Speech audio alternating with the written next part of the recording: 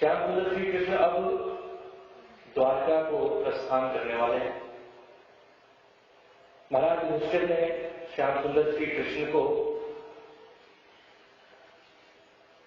द्वारका भेजा, साथ में अर्जुन भी गए।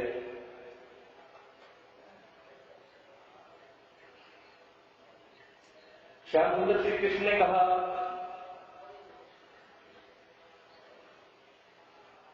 कि इस पृथ्वी पर जिस उद्देश्य से मेरा अवतार हुआ था वह उद्देश्य तो पूर्ण हो गया। अब शरीर धर्म का निर्वहन भी करना है। श्याम सुंदर श्री कृष्ण अब पुनः अपने धाम जाना चाहते हैं।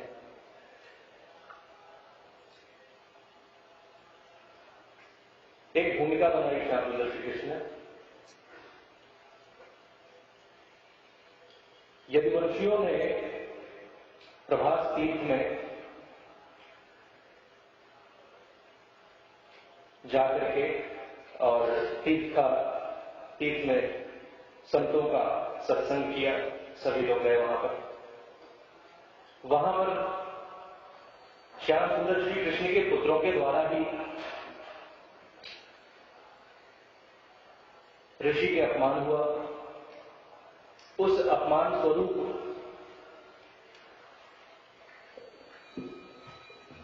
एक लोहे का मूसल वह निमित्त बना।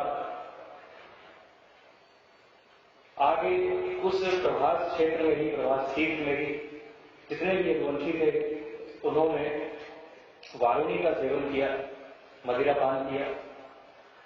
मदिरा पान करके एक दूसरे के साथ हास्य परिहास करने लगे। वह हास्य परिहास धीरे धीरे करके हिंसक होता चला गया। एक दूसरे पे प्रहार करने लगे, अस्त्र शस्त्र लेकर के एक दूसरे को मारने लगे। धीरे धीरे वह सारा दृश्य भयानक होता चला गया।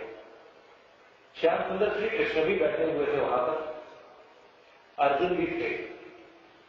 अर्जुन ने कहा, श्याम सुंदर ये क्या हो रहा है, रोको इसे। श्याम सुंदर श्री कृष्ण ने कहा, अर्जुन रोको नहीं, देखो इसे।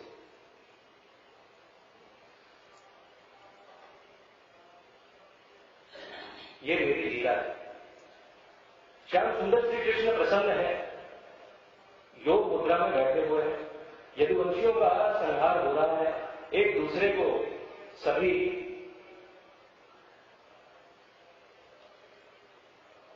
लोहे की जो घास जो ऋषि के श्राप के द्वारा समुद्र के तट पर उगाई थी, एक एक करके उस लोहे की घास को लेकर के एक दूसरे पर प्रहार कर रहे हैं, एक दूसरे को घायल कर रहे हैं, एक दूसरे को मार रहे हैं, हत्या कर रहे हैं। महाभारत का संग्राम तो कुछ भी नहीं था, यहां तो लाखों यदुवंशियों ने एक दूसरे को देखते ही देखते मार दिया। श्याम सुंदर श्री कृष्ण जो करते हैं वह लीला है, क्योंकि उसमें उनका कोई अंतर्निहित अहंकार नहीं। जब इन्हीं पुत्रों का जन्म हुआ था, घर में बधावा बजाया गया था द्वारका में, तब भी श्याम सुंदर श्री कृष्ण प्रसन्न थे। आज वही पुत्र पौत्र एक दूसरे को मार रहे हैं, तब भी श्याम सुंदर श्री कृष्ण प्रसन्न है।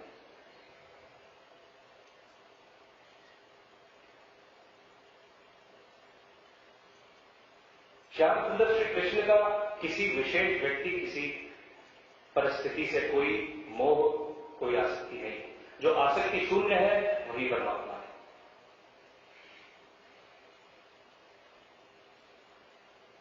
जैसे एक व्यक्ति जब उसके पैर में कोई कांटा चुभ जाए तो उस पैर में चुभे हुए कांटे को एक दूसरे कांटे की मदद से वो निकाल देता है और तब दोनों ही कांटे फेंक देता है। लेकिन यदि कोई व्यक्ति उस कांटे को तो निकाल दे जो पैर में चुभा हुआ था, लेकिन जिससे उस कांटे को निकाला, यदि उसको अपनी जेब में रख ले संभाल कर, उस अज्ञान, उस मूर्ख व्यक्ति को यह नहीं पता कि वह तो कांटा पैर में चुभा था, ये कांटा तो दिल में चुभ जाए।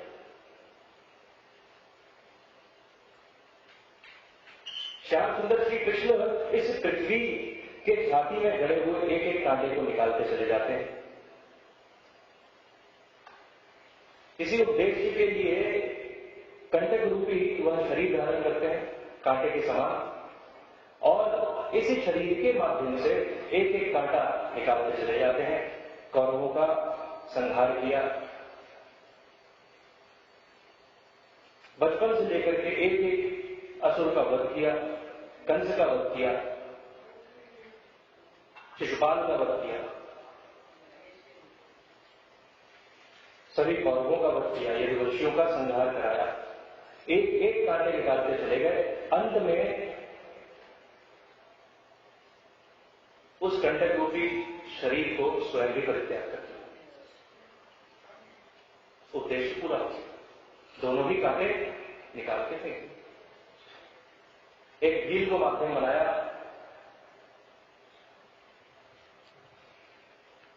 श्याम सुंदर श्री कृष्ण के चरणों को मृग समझकर उस भील ने बाण चलाया। श्याम सुंदर श्री कृष्ण को लगा।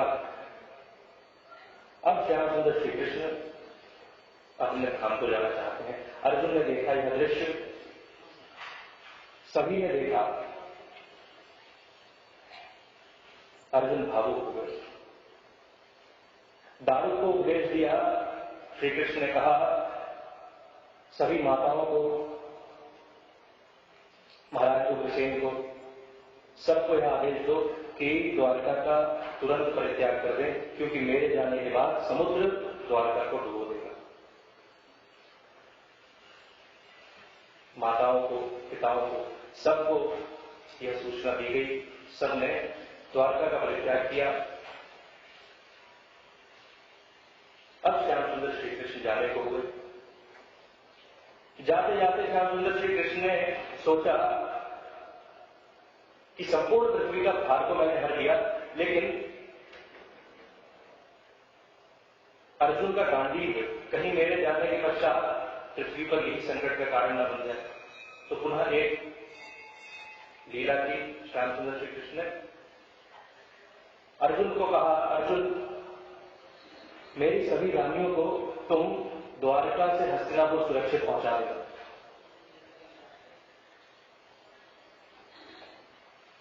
अर्जुन को लगा ये तो बहुत छोटा सा कार्य है, और इतना कहकर श्याम सुंदर श्री कृष्ण चले गए। भाग में द्रवित अर्जुन रथ में सभी रानियों को लेकर के चले। मार्ग में भीलों ने आक्रमण कर दिया, और तब एक एक भील श्याम सुंदर श्री कृष्ण की एक एक रानी का अपहरण करके ले गए। अर्जुन कुछ भी नहीं कर सके।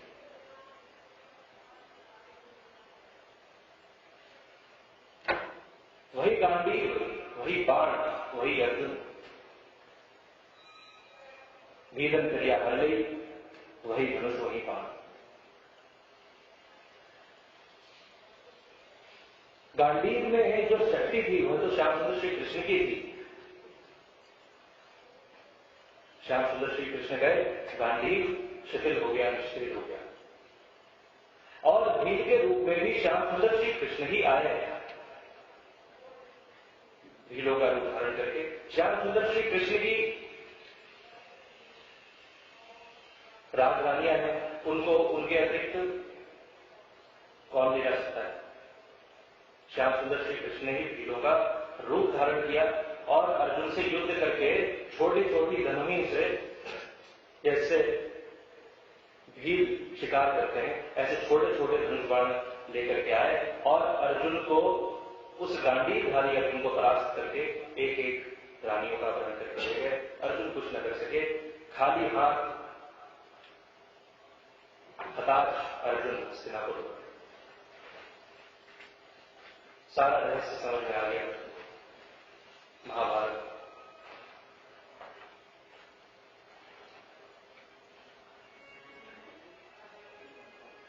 किसके कृपा से यह युद्ध जीता?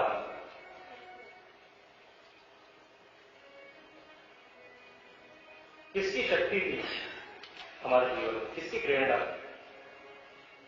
जब वह गया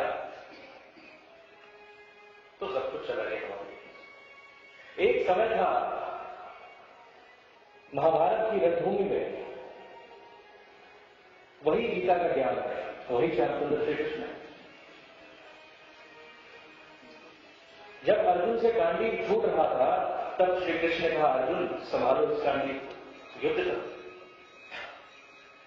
आज उसी गांडीव के सहारे अर्जुन जब भीड़ों से श्री कृष्ण की गांडीव की रक्षा करना चाहते हैं, तब जैसे उसी गीता में उसी श्यामसुंदर श्री कृष्ण ने ही अर्जुन को यह उपदेश पुनः दिया हो, अर्जुन अब छोड़ो इस गांडीव, अब बहुत उद्देश्य पूर्ण हो गया। अब इस गांडीव की कोई आवश्यकता नहीं, अब इस धनुष की कोई आवश्यकता नहीं। अब अस्त्र शस्त्रों का कोई उपयोग नहीं है तुम्हारे जीवन में, अब छोड़ो इसे। एक समय था जब श्री कृष्ण ने कहा, पकड़ो इसे, संभालो। आज वही कृष्ण कहते हैं, अर्जुन छोड़ो इसे। अर्जुन हस्तिनापुर लौटे। सबको यह सूचना दी अर्जुन ने कि श्यामसुंदर श्री कृष्ण अपने धाम चले गए।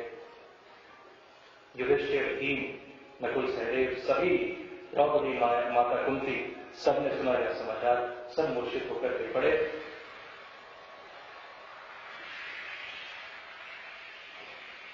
युधिष्ठिर ने निर्णय लिया कि अब जब श्यामसुंदर श्री कृष्ण ही नहीं रहे इस धरती पर, तो हम भी इस धरती पर नहीं रहेंगे। इस हस्तिनापुर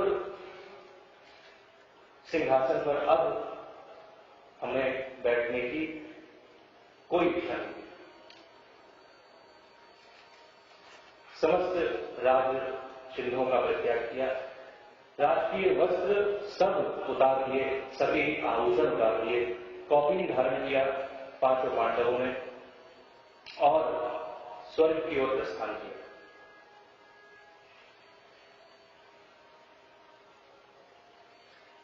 अपने पौत्र महाराज परीक्षित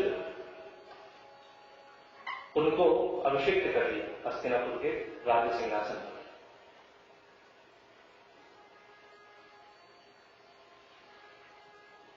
अद्भुत चरित्र है महाराज परीक्षित का।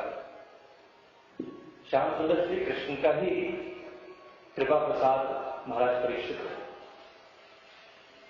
गर्भ में जिनकी रक्षा की श्यामसुंदर श्री कृष्ण ने।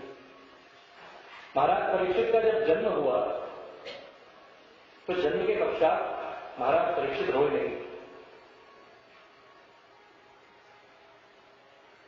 एक वर्ष तक नहीं रोए।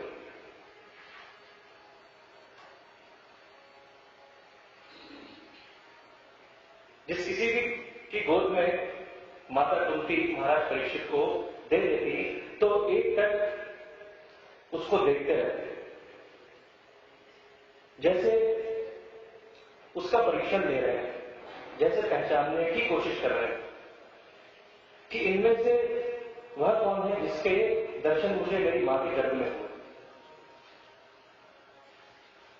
एक एक का परीक्षण देते हैं। सबको देखा लेकिन वह नहीं मिला। और जब महाराज परीक्षित एक वर्ष के हो गए, एक वर्ष बाद श्यामसुंदर श्री कृष्ण जब हस्तिनापुर आए, माता कुंती ने परीक्षित को श्यामसुंदर श्री कृष्ण की गोद में दे दिया। जब देखा श्यामसुंदर श्री कृष्ण को तो परीक्षित रोने लगे। जैसे रो रो करके पूछ रहे हो, प्रभु कहां थे तुम, मुझे इस संसार में ला करके अकेला छोड़ करके चले गए, इतने दिनों बाद दर्शन दिए मुझे।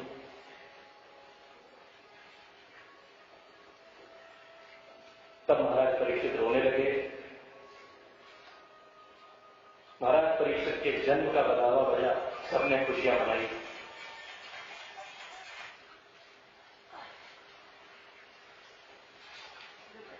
सभी श्रोत्रिय ब्राह्मणों को बुलाया गया, स्वस्ति पुण्य वाचन हुआ। महाराज परीक्षित के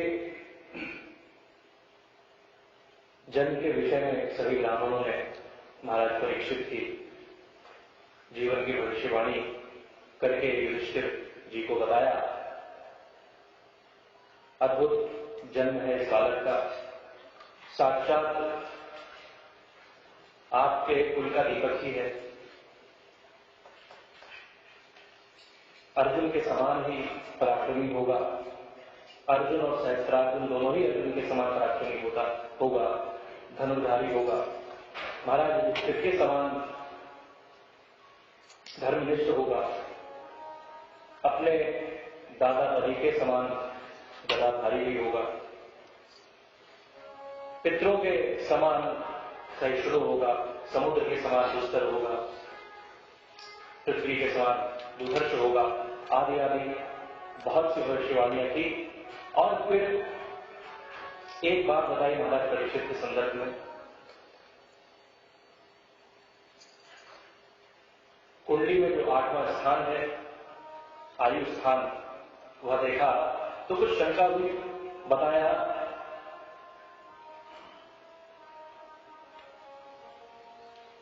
अल्प आयु वाला,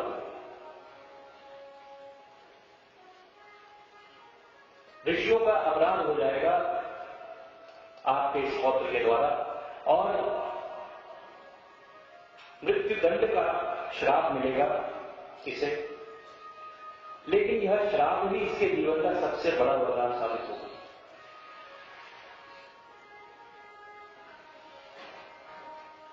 ऐसा बताया सभी ब्राह्मणों ने। महाराज परीक्षित हस्तिनापुर के राज्य सिंहासन पर अभिषिक्त हुए। अद्भुत शासन महाराज परीक्षित का है। सर्वत्र उनकी यश और कीर्ति विद्यमान है। महाराज परीक्षित दिग्विजय के लिए जब निकलते और जब दोनों पक्ष के राजा आमने सामने होते तो ये ऐसी दिग्विजय थी जहां शस्त्र से शस्त्र नहीं टकराते, जहां पर तलवारें नहीं खींच जाती, जहां महाराज परीक्षित रथ से उतरकर हरिनाम संकीर्तन करते हुए उस विपक्षी राजा के साथ नृत्य करने लगते। यह दिग्विजय अहंकार की दिग्विजय नहीं थी, यह दिग्विजय हिंसा की दिग्विजय नहीं थी, यह दिग्विजय महत्वाकांक्षाओं की दिग्विजय नहीं थी, यह दिग्विजय कृष्ण नाम की दिग्विजय थी। ऐसे जब विपक्षी राजा महाराज परीक्षित के उस भाव का दर्शन करते तो वह भी भाव विभोर हो जाते, महाराज परीक्षित के समक्ष नतमस्तक हो जाते, स्वतः ही समर्पण कर देते। युद्ध में किसी को पराजित करके जीत भी ले तो उससे उसकी निष्ठा, उसका समर्पण ही जीता जाता। विवश होकर के कोई व्यक्ति यदि समर्पण कर भी दे युद्ध में, यदि उसे अवसर मिले तो पुनः वो आक्रमण कर सकता है, क्योंकि उसे विवश किया गया। महाराज परीक्षित की दिग्विजय ऐसी दिग्विजय नहीं थी, उनकी दिग्विजय तो प्रेम की दिग्विजय थी। प्रेम से विजय प्राप्त की महाराज परीक्षित सभी विपक्षियों पर।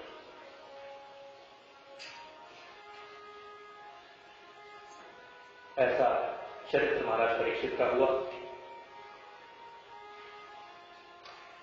एक दिन ऐसी ही दिग्विजय पर महाराज परीक्षित निकले। मार्ग में एक बहुत ही आश्चर्यचकित कर देने वाला दृश्य देखा महाराज परीक्षित ने।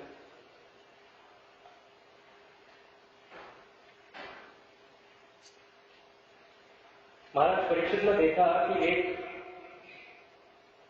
बहुत काला कुरूप आदमी एक गाय और बैल के जोड़े को प्रताड़ित कर रहा है, उनको पीट रहा है।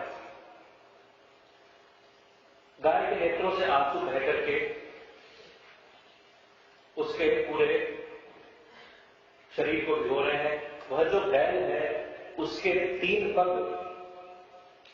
पैर तो कटे हुए हैं, एक पैर के सहारे ही वह बैल चल रहा है।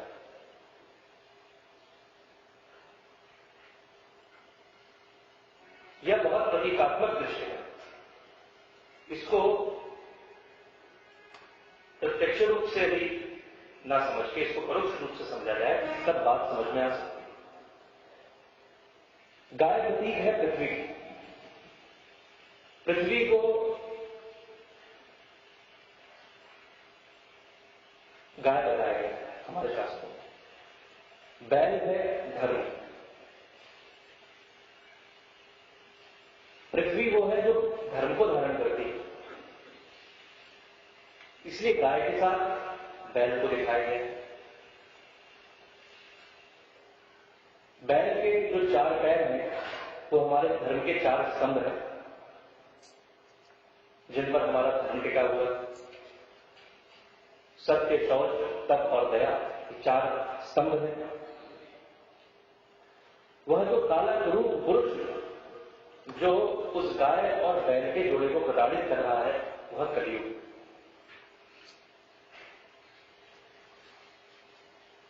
कलयुग के प्रकोप से धर्म के 3 स्तंभ नष्ट हो गए हैं, खंडित हो गए। तब शौच और दया कलयुग में नहीं है। अब धर्म सिर्फ सत्य के आधार पर टिका हुआ है। यही इस दृश्य का प्रतीक है, यही इस दृश्य का अर्थ है।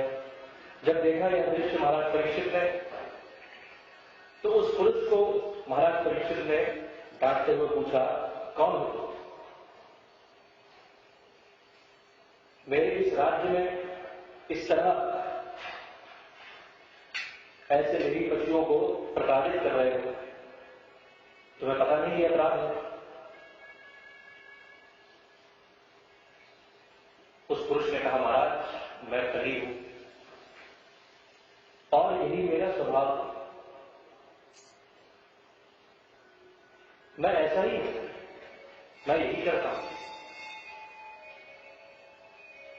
महाराज परीक्षित ने कहा, ये मेरा सिंहासन, ये मेरा शासन है, यहां तुम ऐसा नहीं कर सकते, इसलिए वापस लौट जाओ,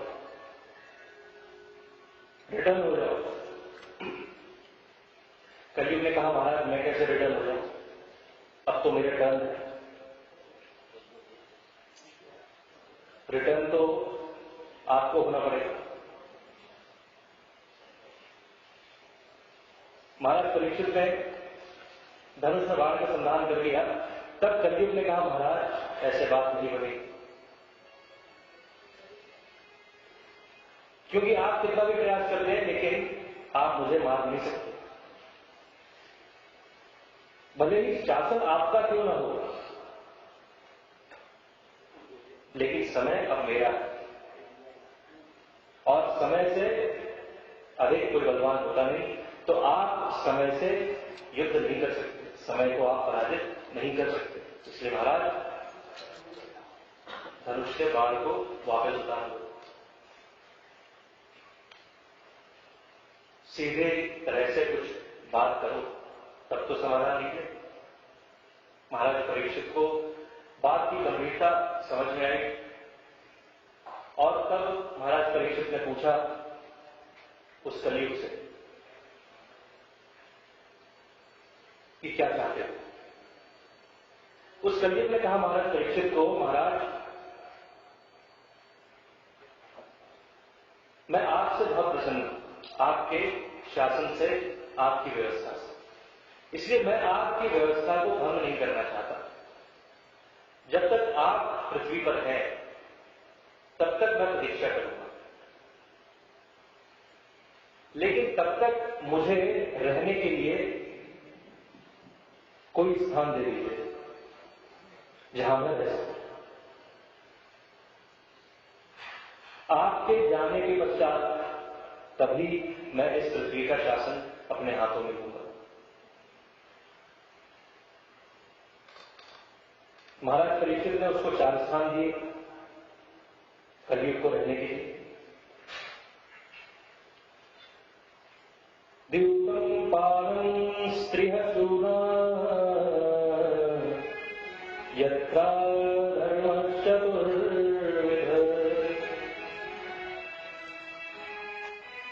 महाराज परीक्षित ने कहा, इन 4 स्थान में तुम रह सकते हो। द्यूतं पानं स्त्रिहसूना। सबसे पहला स्थान कौन सा दिया? द्यूतम, जहां द्यूत क्रीड़ा होती है, जहां जुआ घर है, कैसीनो, जाओ भी हो, लास वेगास चले जाओ।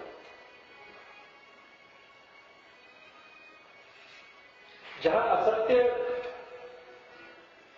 जहां अहंकार है, जहां झूठ है, जहां छल और कपट। क्योंकि महाराज परीक्षित को अपना इतिहास पता है, किस प्रकार से कौरवों ने द्यूत क्रीड़ा में छल करके महाभारत की युद्ध की नींव को रखा।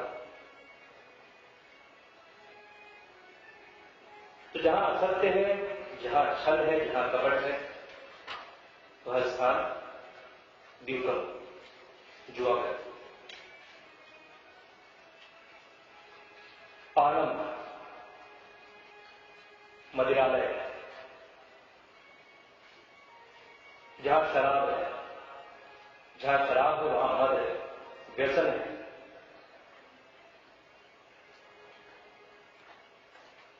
मद में चूर हुआ व्यक्ति, शराब के नशे में चूर हुआ व्यक्ति अपने आप को किसी पहलवान से कम नहीं समझता, चाहे दुबला को पतला सा क्यों ना हो, लेकिन मद में मारने को तैयार हो जाता है। मद, जहां देहाभिमान की प्रचुरता है, जहां व्यसन है, वहां पर रहो, मदिरालय में रहो। स्त्रीहत्या, तीसरा स्थान दिया वैश्यालय में रहो, जहां वासना है, जहां आसक्ति है। चौथा स्थान दिया कसाई में, स्लॉटर हाउस में, जहां हिंसा है, निरीह मूक पशुओं का जहां वध होता है, जहां हिंसा का तांडव है, ऐसे स्थान में रहो। तो ये 4 स्थान दिए कलयुग को रहने। कलयुग ने कहा, महाराज ये तो आपने अच्छी बात कही, इन 4 स्थानों में रहो, लेकिन पहले ये तो बताइए कि ये 4 स्थान आपके राज्य में है कहां?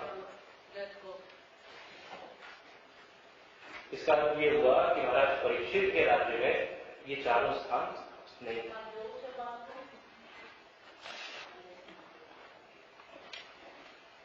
एक घटना से अपने अतीत के महाराज परीक्षित ने सबक दिया। जिस द्यूत के कारण महाभारत का युद्ध हुआ, वैसे द्यूत क्रीड़ा को प्रतिबंधित कर दिया, बंद करा।